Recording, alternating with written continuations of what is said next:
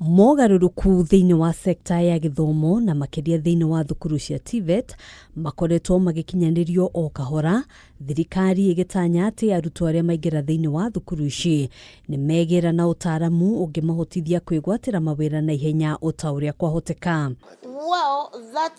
Gatagati ka mogaruruku maria makinyanirio ica ikuhi ni gubangwo kwa mutaratara wa mathomo kuria kothi ikoretwo ikigayanio na gukinyanirio thiini wa matina ma mieri 3.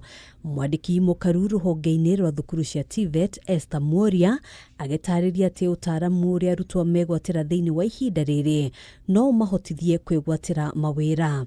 By the time that young person is out of training in 3 months, they have employable skills, so that even if for whatever reason, mainly economic, one is not able to be in training much longer, then one can exit with a competence, be able to take up employment, and probably, if need be, come back. Moria agitariria ati anyititemi sekta-ini ino ni maikarire thi na kugia na giikaro niguo kuiguithaniria ni mbeca cigana arutwo mabati kuriha ihinda-ini ria mieri 3 kuringana na ngathi ya o murutwo ya mathomo.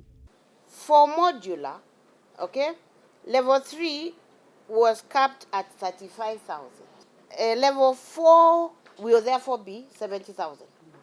The 2 modules, okay, etc., etc. So you can see, you can compare that 35,000 with the former highest, which was, call it 50,000.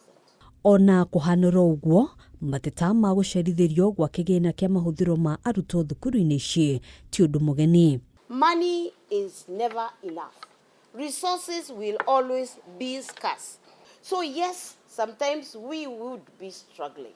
But that does not mean as government we are not making as much effort as possible to be able to allocate these resources to our young people. Onyihu wa kigina kuma kuri thirikari hamwe na family nyingi gukorwo itari na uhoti wa kibesha ni gatagati ka maundu maria macungiriirie na banene ya arutwo kwamba gutiganiria mathomo. Ona kuhanura uguo Moria agitariria ati mutaratara uyu wa mathomo ni ukumahotithia gucokereria na gutwarithia na mbere kuma haria mundu atigiire.